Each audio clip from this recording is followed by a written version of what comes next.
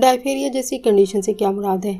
ये एक serious bacterial infection है। ये कंडीशन इंसान के हलक में मौजूद जो म्यूकस मेम्ब्रेन होती है इसको मुतासर करती है और इसके साथ साथ नाक को मुतासर करती है।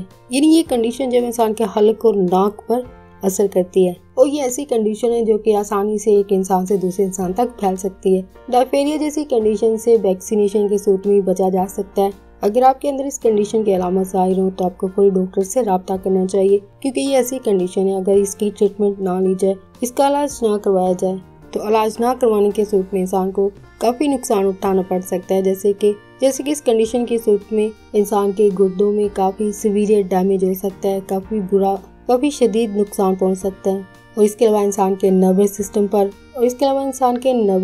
को नुकसान होगा और इंसान के दिल को। कुछ केसेस में ये कंडीशन जो है इंसान के लिए जानलेवा साबित हो सकती है, लेकिन इस कंडीशन की सूरत में जानलेवा केसेस की तादाद जो है वो बहुत कम है, जिसकी तादाद सिर्फ 3% है, जो कि काफ़ी कम है। लेकिन इस कंडीशन से वैक्सीनेशन की सूरत में बचा जा सकता है।